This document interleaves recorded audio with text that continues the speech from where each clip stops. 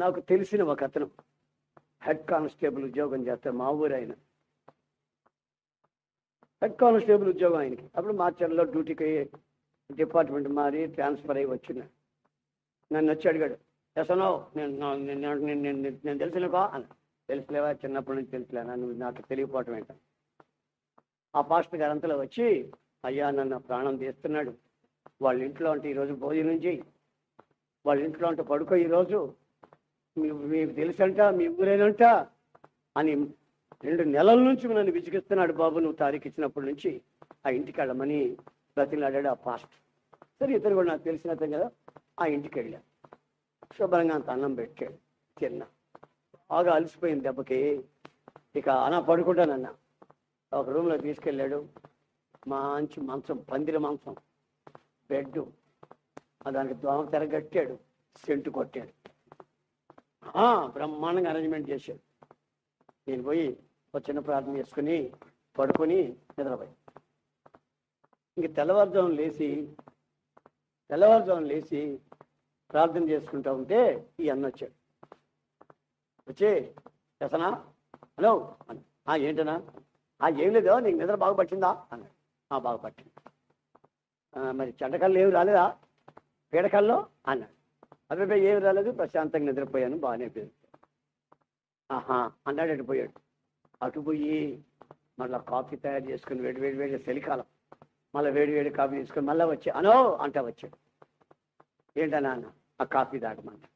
నాకు ఈ పాచి మొహంతో తాగి అలవాట్లేదు, మొహం కడుక్కోకుండా కాఫీ తాగను. నేను అమెరికాలో పుట్టలేదు కదా, ఇక్కడ పుట్టాను నేను. అందుకని ఆ పాచి మొహంతో తాగే అలవాటు నాకు లేదు. బెడ్ కాఫీ మొహం గడిన తాగుతాను నేను. అనో తాగని విసిగిస్తున్నాడు. అబ్బాయి నేను తాగనన్నా. తాగని నాకు ఇష్టం లేదు, నాకు పెద్ద అలవాట్లు ఏం లేదు, మానేవాడిని. సరేలే అని కాఫీ ఆడు పెట్టేసి మళ్ళా వచ్చి అనో నీకు నిద్ర బాగుపట్టిందా అన్నాడు. నాకు అప్పుడు అనుమానం వచ్చింది, ఎందుకు మరి ఇందాక ఒకసారి అడిగాడు, మళ్ళీ ఇప్పుడు మళ్ళీ అడుగుతున్నాడు, నిద్ర అంటున్నాడు ఏంటి. అనో చెడ్డకల్లా అసలు ఏమి రాలేదా అన్నాడు మళ్ళా. అప్పుడు నేను గుర్తుపట్టా, ఏదో ఉంది మతలబు, ఏదో ఉంది తిరుగుడు, లేకపోతే ఇలాగ మాట్లాడేనని. అనో రా మంచం మీద కూర్చో అని దోమతెర లోపల కూర్చో, మంచం మీద కూర్చోబెట్టు. పోలీస్ కానిస్టేబుల్, నాకంటే 10 ఏళ్ళు పెద్దోడు, కూర్చోబెట్టుకుని అన్న ఎందుకు ఇలాగ అడుగుతున్నావు, నిజం చెప్పు అన్న. ఏం లేదు, ఈ మంచం తయారు చేపించి కొత్తల్లో ఒక సంవత్సరం అయిందిలే, ఈ మంచం ఇక్కడ వేసి పెట్టానన్నా. నేను నైట్ డ్యూటీకి పోయాను, నా భార్య ఈ మంచం మీద పండుకుంది. కొత్త తయారు చేసిన మంచం. అప్పుడు నా భార్యని ఎగరేసిందంట, ఈ మంచం ఎగరేసిందంట నా భార్యనే. దానికి నడుము నొప్పి బట్టి 6 నెలలు పడరాని బాధలు పడి హాస్పిటల్ చుట్టూ తిప్పా నా భార్య. ఇప్పుడు కూడా సొచ్చుదే, నడుము సొచ్చుదే నా భార్య ఇప్పుడు కూడా. ఈ మంచం మీద పడుకుంటే మంచం ఎగరేసింది అంటది. నేను కడుపుబ్బి నవ్వా, నా పెద్దోడు నా కొడుకు నవ్వాడు. నరమే అమ్మా, నువ్వు ఏదో జారి కింద పడి ఉంటావు, మంచం ఎంత ఎగరేస్తుందే అంటే, మరి లేదురా నీకు అబద్ధం ఎందుకు చెప్తాను రా అంటది నా భార్య. సరే ఈడేం చేశాడు, ఒకరోజు మధ్యాహ్నం పండుకున్నాడు. నేను అప్పుడు ఊళ్ళోనే ఉన్నా, ఇంట్లోనే ఉన్నా. ఆడు మధ్యాహ్నం పండుకున్నాడు, వాళ్ళమ్మ చెప్తుంటే నవ్వి పడుకున్నాడు. సరిగ్గా మధ్యాహ్నం 3 గంటలకు ఈడు ఎగరేసింది. ఆ మంచం కింద పడ్డాడు, ఈ మెడ పట్టేసింది. తోమించుకుంటున్నాడు.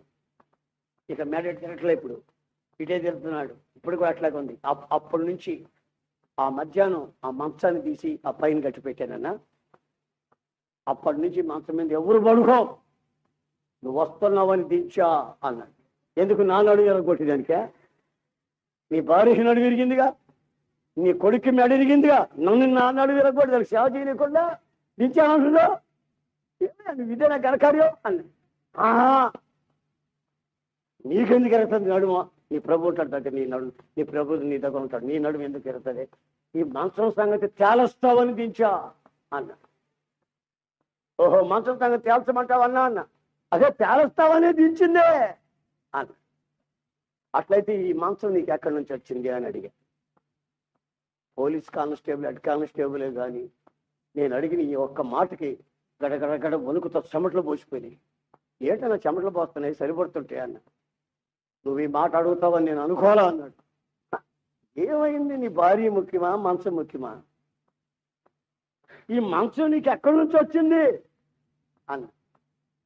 అన్నా దైవ సేవకుడికి అబద్ధం చెప్పకూడదు, నిజమే చెప్పాలా, చెప్పేస్తున్నాను అన్నాడు. ఏంటి చెప్పండి. ఏం లేదు, దూలాల దగ్గర నన్ను ఇంకొక అతన్ని కాపలా పెట్టారు,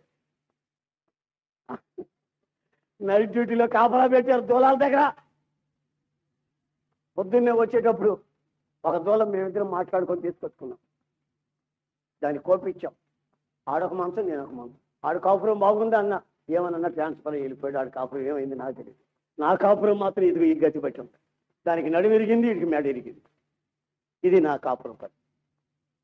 నేను అప్పుడేం చెప్పానంటే, ఇది నువ్వు కొన్నది కాదు, నీ కష్టార్జితం కాదు, దోపుడు సొమ్ము, దొంగ సొమ్ము. ఇది ఈ వస్తువు నీ ఇంట్లో ఉన్నంత వరకు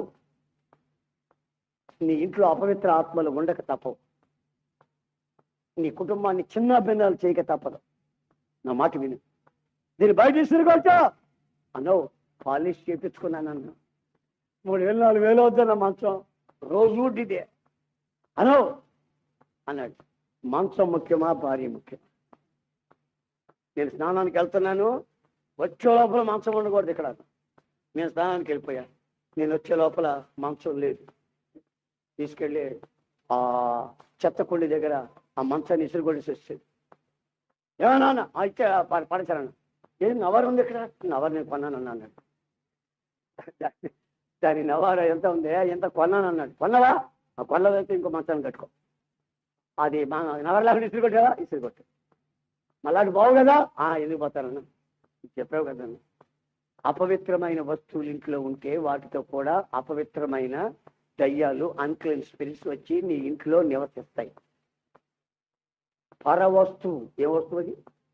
ఏ వస్తువు? పర వస్తువు ఎక్కడ ఉంటుందో, పరపురుషుడు పర స్త్రీ, పరుల డబ్బు, పరుల ఆస్తి. బాగా ఆలోచించండి ఒకసారి. ఎందుకో ప్రభు చెప్పమంటున్నాడు, పరిశుద్ధాత్ముడు చెప్పమంటున్నాడు ఈ మాటలు మీకు. పర వస్తువైనా, పరస్త్రీ అయినా, పరపురుషుడైనా, పరుల ఆస్తి అయినా అక్రమముగా దోచుకుంటే, ఇతరుల కొంపలు దోచుకుంటే, ఇతరుల సంసారాలు పాడు చేసి ఈ సంసారంగా మలుచుకుంటే, ఇతరుల కష్టార్జితం నీ కష్టార్జితంగా భావిస్తూ వాళ్ళ భార్య పిల్లలు అల్లాడిపోతూ ఉంటే, నీవు ఆ డబ్బును అనుభవిస్తూ ఉంటే, నీవు అనుభవించాల్సిన డబ్బు కాదు, వాడి భార్య అనుభవించాలి, వాడి పిల్లలు అనుభవించాలి ఆ డబ్బు. నీవు అనుభవిస్తే అది నీది కాదు. నీవు అనుభవించడానికి నీకు అర్హత లేదు. తన భార్య పిల్లలు, తన కుటుంబం. మీ వ్యక్తిగత జీవితాలలో ఈ రోజున ఒక్కసారి ఆలోచించి చూడండి. మీ ఇంట్లోకి వెళ్ళండి ఈ రోజున. మీ ఇంట్లో ఉన్న కుర్చీలు, టేబుల్, దుప్పట్లు, కంచాలు, మంచాలు, గ్లాసులు, గేసులు మొత్తం చూడండి. ఇది మనవా కాదా? ఇది మందేనా? మందే. ఇది కాదా? తీసుకురండి బయట. ఇది మందా? మరి ఈ గ్లాస్ మంది కాదే, ఆ పక్కింటి వాళ్ళదే, వాళ్ళు మర్చిపోయారు ఇక్కడ పెట్టించుకున్నామే. రే ఈ పార మంది కాదే, ఈ జల్లెడు, ఈ చాట్లన్నీ మనవి కావే, వాళ్ళ దగ్గర తెచ్చుకున్నామే, వాళ్ళు మర్చిపోయారే, మనం ఇంట్లో పెట్టుకున్నామే. కుదరదు. అన్నీ తీసుకెళ్ళి చెత్త కుండీలు వేయండి. ఎవరో తెలిస్తే వాళ్ళు తీసుకెళ్ళి ఇచ్చిరండి. అనవసరమైనటువంటి చెత్త చెదారం, నీది కానిది, పరులది, ఇతరులకు సంబంధించింది నీ జీవితంలో నువ్వు స్వాస్థ్యం చేసుకుని నీవు అనుభవిస్తూ మరొక మనిషి కన్నీళ్లు విడిపిస్తూ నీవు ఆనందిస్తూ ఉన్నట్లయితే నీ జీవితానికి సంభవించేది ఏమిటో ఒకసారి ఆలోచన. Something wrong. అపవిత్రమైన కార్యక్రమాలు నీలో ఉన్నంత వరకు, నీ కుటుంబంలో ఉన్నంత వరకు, నీ గుండెలో నిలిచి ఉన్నంత వరకు అపవిత్రమైన అన్క్లీన్ స్పిరిట్ నిన్ను అటాక్ చేస్తాయి. నీ కుటుంబాన్ని, నీ ఆర్థిక పరిస్థితిని, నీ నెమ్మదిని, నీ విశ్రాంతిని హరించేస్తాయి, మింగేస్తాడు. ఆ తర్వాత నీ బ్రతుకులో నీకు నెమ్మది ఉండదు. ఇల్లు ఉన్నా నెమ్మది ఉండదు, పిల్లలు ఉన్నా నెమ్మది ఉండదు, పిల్లలకి పెళ్ళిళ్ళైనా నెమ్మది ఉండదు, వాళ్ళకి పిల్లలు పుట్టినా నెమ్మది ఉండదు, నీకు పెన్షన్ డబ్బులు వచ్చినా నెమ్మది ఉండదు, నువ్వు బ్యాంకులో డబ్బు వేసుకున్నా నీకు నెమ్మది ఉండదు. కారణం అపవిత్రత నిన్ను వెంటాడుతా ఉంది. 3 నెలల తర్వాత ఆయన భార్య నా దగ్గరకు వచ్చాడు.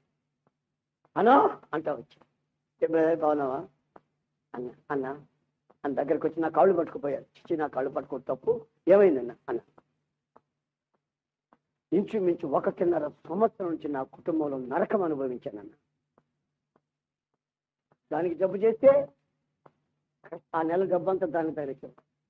బాగా ఇంటికి వచ్చిందంటే మళ్ళీ వాడికి జబ్బు చేస్తాం, వాడికి బాగైందంటే మళ్ళీ ముసలి పడుతుంది, ముసలిదానికి బాగు చేసుకొని వచ్చానంటే నేను పడుతున్నాను. ఇక వరుస జబ్బులు, వరుస జబ్బులు, జబ్బంతా నాకున్నాం. ఇంటికి ఏమైనా చుట్టాళ్ళు వస్తే మేము భార్య భర్త ఇద్దరు మాట్లాడుకునేవాళ్ళు. 90 రోజులు ఉంటారు వీళ్ళు, మనకే గతి లేదు, మనమే వడ్డీలు కట్టుకుంటున్నాం. ఎన్ని రోజులు ఉంటారు, నువ్వు అడుగు, ఎప్పుడు పోతారు, నేను అడగతాలే, నువ్వు అడుగు, ఇట్లా మాట్లాడుకునేవాళ్ళం అన్న. ఈ రోజున ఆ మంచం ఎప్పుడైతే నా కొంపలో నుంచి బయటికి పోయిందో, ఈ రోజున ఓ 10 మంది వచ్చినా, ఏంటి 10 మంది వచ్చారా, ఇంకా పలానా కూడా తీసుకురాపోయారా, ఉండండి 4 రోజులా అని వాళ్ళని బతిని ఆడుకొని కూర్చోబెట్టి వాళ్ళకి చేయాల్సిన నేను చేసి పెట్టగలుగుతున్నానన్న. నాకేం జీతం పెరగలా, అదే జీతం. కానీ దోషం ఎప్పుడైతే నా కొంపలో నుంచి పోయిందో, దోషం ఎప్పుడైతే నా కొంపలో నుంచి నేను తొలగించడానికి ఇష్టపడి తీసేసాను, ఆ రోజు నుంచి ఈ రోజు వరకు నా కుటుంబం స్వర్గసీమలా మారింది. ఆమేన్, హల్లెలూయా. నా కుటుంబం స్వర్గసీమలాగా మారిందన్న. నరక కూపాన్ని అనుభవించాను. నరకం ఎక్కడో లేదు, నా కొంపలోకి వచ్చి చూస్తే నరకం చూసిపోయేవాళ్ళు జనం. మా చుట్టాలు 2 ముగ్గురు వచ్చారా, వాళ్ళ మధ్యలోనే నేను జుట్టు పట్టుకొని పెటాపేటనేసేవాడిని నా భార్యని. వాళ్ళు చూసేటట్టుగానే ఆ మంచి ఏమనేదే, వాళ్ళు పోయిన తర్వాత కొట్టు అనేదే, చుట్టాలు పోయిన తర్వాత కొట్టు అనేదే, వాళ్ళ ముందే కొట్టాలి నిన్ను అనేవాడిని. పళ్ళు కూడా రాలగొట్టాను అన్నో. ఒక రాత్రి లేచే జుట్టు కోసేద్దామనిపించింది అన్నో. నాకు అంత దుర్మార్గున్నానా నేను. అయితే ఇప్పుడు నేను ఆశీర్వదించను. నా పిల్లడు గుర్తుగా చదువుకుంటున్నాడన్న. అంతకుముందు వాడికి చదువు మీద శ్రద్ధ ఉండేది కాదు. ఆ మంచం పోయినప్పటి నుంచి శ్రద్ధగా చదువుకుంటున్నాడని. నా కూతురు కూడా చెప్పినట్టు ఉందన్న. అంతకుముందు అదేదో పుస్తకాలు తీసుకొని చదువుకునేది. మేము చూసినప్పుడు ఏమో బడి పుస్తకాలు చదివేదన్నా, కాలేజీ పుస్తకాలు. నేను లేనప్పుడేమో అవి చదివేది. దరిద్రాలు నా కూతురు, పనికి మాలింది, సినిమాలు చూసి తిరిగి అట్లా తయారైంది. ఇప్పుడు సినిమాలకు పోవట్లేదనో, నేను చెప్పిన మాట వింటున్నానో అనో, ఏదైనా చెప్పిన మాట వింటుంది. కూతురు మూర్ఖురాలైపోయింది. వీడికేమో చదువు అప్పట్లేదు, ఇంట్లో సంపాదించింది తాటలేదు, వచ్చిన వాళ్ళ ముందు తగాదాలు, కొట్లాడుకొని దెబ్బలాడుకొని జగడాలు చేసుకొని ఇక ఊరు ఊగం జగం అంతా ఓ గోల. నరకాన్ని ఎక్కడ చూడాల్సిన అక్కర్లే. కొన్ని ఇళ్లలోకి పోయి కాసేపు కూర్చుంటే కనబడిపోతే నరకం.